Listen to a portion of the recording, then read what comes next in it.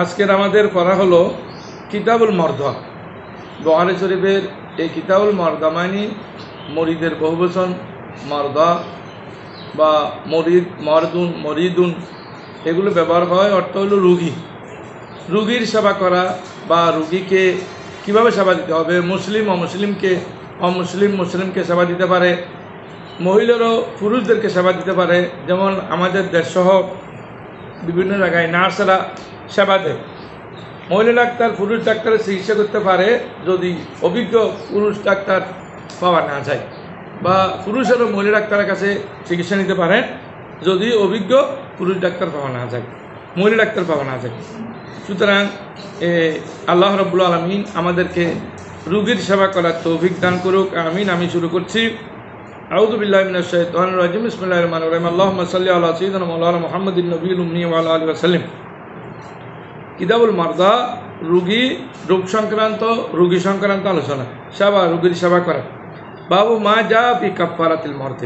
এই পরিচ্ছদটি হলো যে রোগের কাফফারা কিভাবে দিতে হবে, রোগের কাফফারা কিভাবে দিব।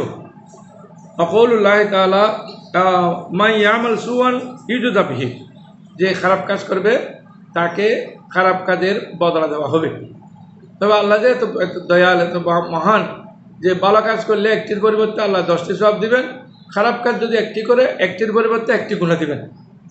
আল্লাহ আমাদেরকে ভালো কাজ করার তৌফিক দান করুক, রোগীদের সেবা করার সুযোগ দান করুক। এখন আমরা শুরু করব 5640 নম্বর হাদিস থেকে। قال حدثنا ابو اليمان الحكم بن نافع قال اخبرنا شعيب عن الزهري قال اخبرني عروه بن الزبير ان عائشه رضي الله تعالى عنها زوج النبي صلى الله عليه وسلم قالت, হযরত আয়েশা সিদ্দিকা রাদিয়াল্লাহু তাআলা আনহা বলেন, قال রাসূলুল্লাহ সাল্লাল্লাহু আলাইহি ওয়াসাল্লাম, রাসূল করিম ইরশাদ করেছেন, মা মিন মুসিবাতিন, এমন কোনো মুসিবত নেই, তুসিবুল মুসলিমা, যা মুসলমানদের কাছে পৌঁছে, ইল্লা কাফারাল্লাহু বিহা আনহু, আল্লাহ রাব্বুল আলামিন ওই মুসিবতের কারণে তার জীবনের গুনাহ মাফ করে দেন। হাত্তা শওকাতে ইশাকাহা, এমনকি একটা কাঁটাবিদ্ধ হওয়ার কারণে আল্লাহ জীবনের গুনাহ মাফ করে দেন।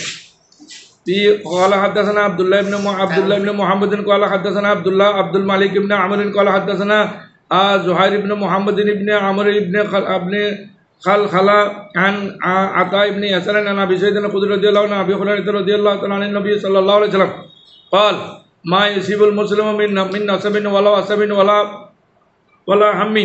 কোনো মুসলমানের কাছে দুঃখ, দুর্দশা, বিপদ আপদ এবং কোনো ধরনের দুশ্চিন্তা এগুলো যে আসার কারণে ইল্লা আজান ওলা গাম্মিন ইল্লা শওকাতা, এমনকি কাঁটাবিদ্ধ হলো, দুঃখ দুর্দশা, যে জটিল কঠিন রোগ হলে এগুলোর কারণে আল্লাহ রাব্বুল আলামিন লাকাফারাল্লাহু বিহা মিন খাতায়াহু, আল্লাহ তাআলা তার গুনাহ মাফ করে দেন।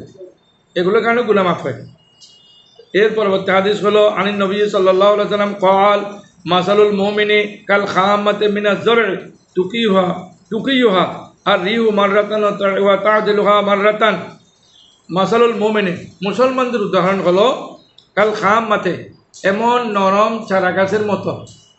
চারা গাছ কতগুলো বপন করলে একবারে ছোট চারা গাছ, নরম চারা গাছ কী করে, মিনাজ জরে, এই চারা গাছ উদ্ভিদ এগুলো তুকি মহার রিহু মাররাতান, একবার বাতাস এইদিকে ফেলে আর একবার সোজা করে, বা তা দিল হা একবার সোজা করে বাতাস আসলে মাররাতান। ওমাসালুল মুনাফিক করলে, এইগুলো মুমিনের উদাহরণ, অর্থাৎ মুমিনের নরম, এদিকে বললে এদিকে যায়, ওদিকে বললে এদিকে যায়, ওরা সোজা সিধা হয়, সোজা শান্ত হয়।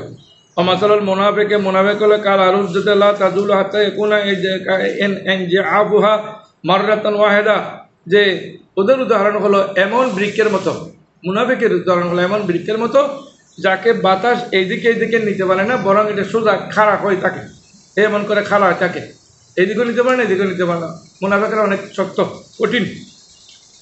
قال زكريا حدثني سعد قال حدثنا ابن كعب عن أبيه عن كعب عن النبي صلى الله عليه وسلم في قال حدثنا إبراهيم بن المنقدر قال حدثني محمد بن فليح قال حدثنا أبي عن هلال بن علي بن عامر بن لؤي عن عطاء بن يسار عن أبي هريرة رضي الله عنه قال قال رسول الله صلى الله عليه وسلم مثل المؤمن كمثل الخامة من الزرع। এটা আগের মতো প্রায়, যে এটি নরম চারা গাছের মতো, নরম উদ্ভিদের মতো, উদ্ভিদ বা চারা গাছের মতো, আতাতহা রিহু কাবাতাহা, যে বাতাস আসলে কাপ করে ফেলে দেয়। ফাইজা এতাদালাত এতাকাফ বিল বালাই, আর মুসিবত থাকলে অনেক সময় কাতেই ভরে যায়, দুশ্চিন্তাগ্রস্ত হয়, আবার বাতাস চলে গেলে সোজা হয়ে যায়, এভাবে হয়। তো অনুরূপ মোমেনের যদি কোনো বিপদ আপদ আছে, ওরা একবার ইতস্তত করে চিন্তা করে যে এদিকে এদিকে পড়ে যায়, ডলে পড়ে, ভেঙে পড়ে, আর এটা চলে গেলে আবার ভালো হয়ে যায়। ওয়াল ফাজরুকাল আরুদ্দতে সাম্মা মুতাদালাতান হাত্তা ইয়াদুম্মা আল্লাহু তাআলা ইযা শাআ। আর ফাজর মানে বদকার, বদভক্ত, মুনাফেক, ওদের অভ্যাস হলো এমন এই গড়ের মতো, যাহা একেবারে মুতাদালাতান সোজা হয়ে থাকে, এদিকে এদিকে লড়াচড়া করতে পারে না। ইয়াকদিমুহু আল্লাহু ইযা শাআ, কিন্তু আল্লাহ চাইলে ভেঙে দিতে পারে, এমনি কিন্তু ভাঙে না। ওরা অনেক শক্ত, কিন্তু আল্লাহ চাইলে ভেঙে দিতে পারেন। যেমন আমরা জানি আজ সমুদ, বিভিন্ন গোত্র, এগুলো অনেক শক্ত শক্ত সম্প্রদায় ছিল, আল্লাহ ওদেরকে দুনিয়া থেকে খতম করে ধ্বংস করে দিয়েছেন, আল্লাহ চাইলে পারেন। قال سمعت سعيد بن يسار أبا الحباب يقول سمعت أبا هريرة رضي الله عنه يقول قال رسول الله صلى الله عليه وسلم, রসুল করিম সাল্লাল্লাহু আলাইহি ওয়াসাল্লাম ইরশাদ করেছেন, মান ইউরিদুল্লাহু বিহি খায়রান ইউসিব মিনহু, আল্লাহ যার প্রতি কল্যাণ চায় তাকে আল্লাহ বিপদ দান করেন, পরীক্ষা করার জন্য। তাহলে বিপদ হয়, আমরা তো সাহায্য করি, অমুকের বিপদ হয়েছে, অমুকের ছেলে মারা গেছে, অমুকে ক্যান্সার রোগে আক্রান্ত হয়েছে, আমরা হাসাহাসি করি, নয়। এটা হাদিস শরীফ আছে, এর আল্লাহ যাকে বেশি ভালোবাসেন তাকে আল্লাহ কষ্ট বেশি দেন, সে আল্লাহকে বেশি ডাকেন। দেখেন কাঁটা বিদ্যা করছে, আল্লাহ আল্লাহ আল্লাহ আল্লাহ আল্লাহ আল্লাহ 5-7 বার বলে ফেলছে, চিন্তা এমনি একবারে বলেন আল্লাহকে।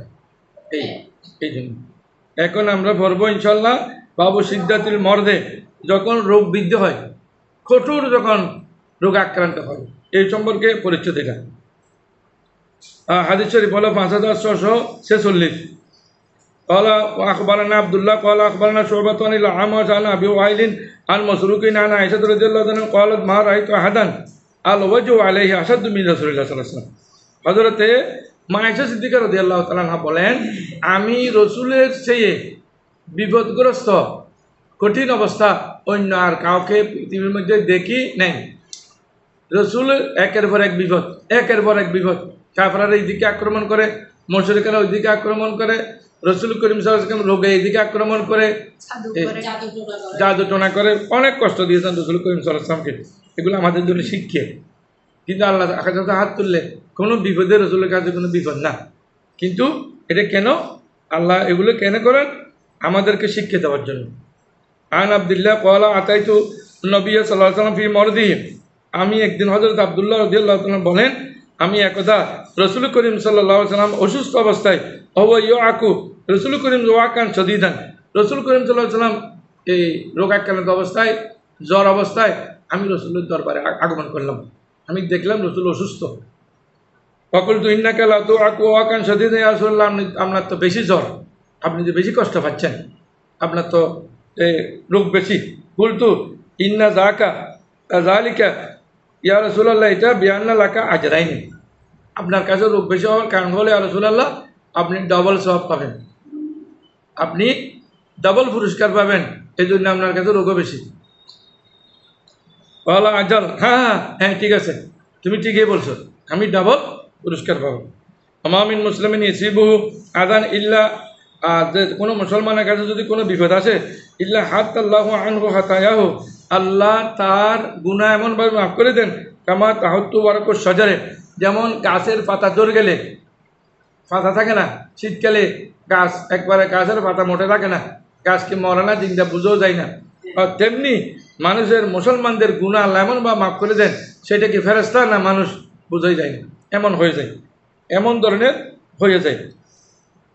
বাবুন আসাদুল নাজে বলান আলাম বিয়াও আলাম সালো আলাপ বলো ফলাপ বলো, এ পরিচয়টা হলো আসাদুল নাজে বলান, আল্লাহ রাব্বুল আলামিন বেশি পরীক্ষা করেন আলাম বিয়া, নবীগণকে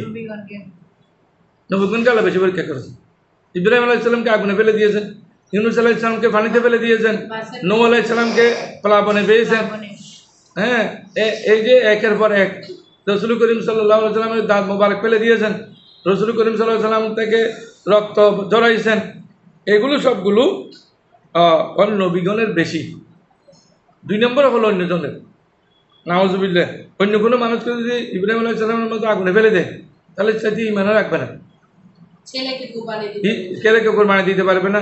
ইসুফ আলাইহিস সালামকে কুবের মধ্যে ফেলে দিয়েছেন, তাহলে এতগুলো মানে সহ্য করেছেন নবীগণ, ওদের ধৈর্য বেশি, আল্লাহ ওদের মর্যাদা বেশি দিয়েছে।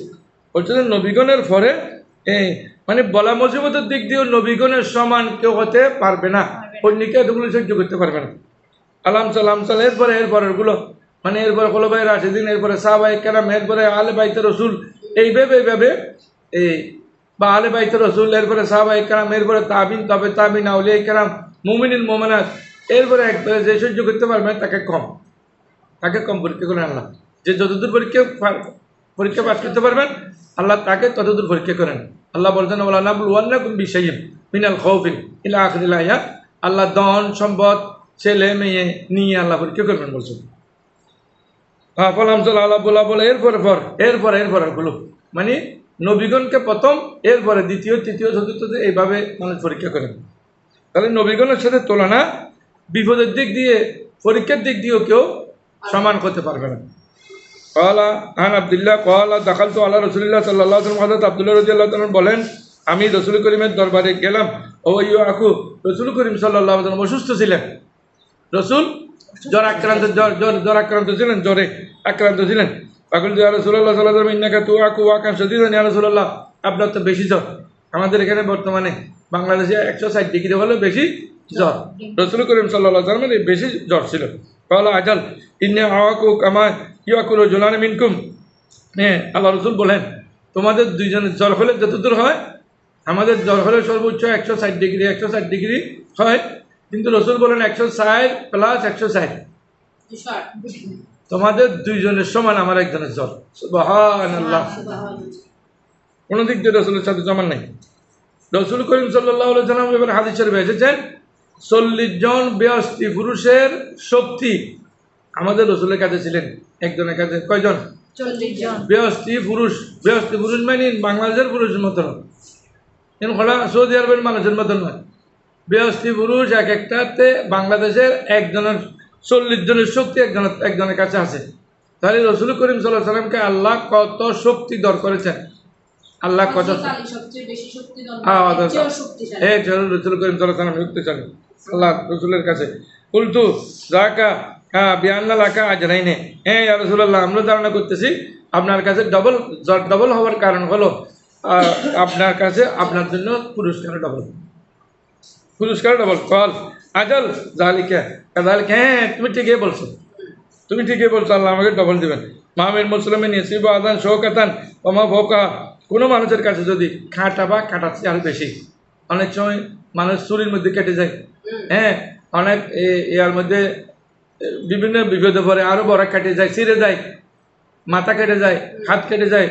তো এই ধরনের এমনকি কাঁটার থেকে আরো বড় কাঁটা সহ যদি কেউ কোনো ধরনের বিপদে পড়ে, ইল্লা কাফারাল্লাহু বিহা সাইয়্যাতি, আল্লাহ তার গুনাহ মাফ করে দেন। কামা তাহাত্তু শাজারাতু ওয়া লাকাহা, যেমন গাছ বৃক্ষ তার পাতা যেমন ঝরে ফেলে, তারপর বিপদের কারণে মানুষের গুণে ঝরে যায়, মানুষের গুণ আল্লাহ ঝরে দেয়। বাবু অজুবি আদাতিল মরিদে, এইটা হলো রুগীর সেবা করা সম্পর্কে।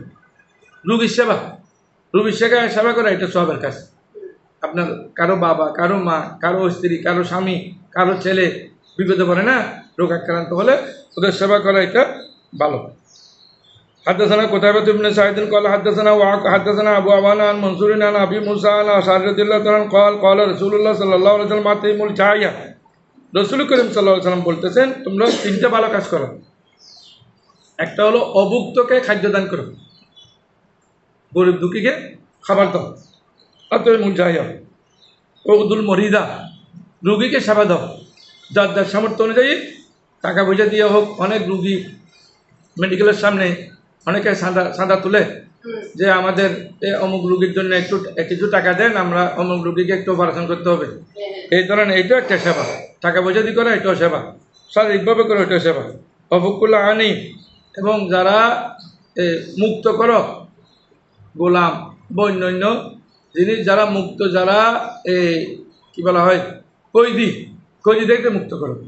এর কৈদির মুক্ত মানে বর্তমানে এমনিটাও হতে পারে যে কোনো একজন নেককার দিনদার মানুষ কোনো শত্রুর কারণে মামলা খেয়ে জেলে সে জেলে চলে গেছে, আপনার কাছে জাকাতের টাকা আছে, ওই জাকাতের টাকা দিয়ে যেহেতু সেই গরিব মানুষ ভালো মানুষ, তাকে চাইলে কৈদ থেকে মুক্ত করা যায়। এইটা ভালো জিনিস, এটা ভালো কাজ। হ্যাঁ।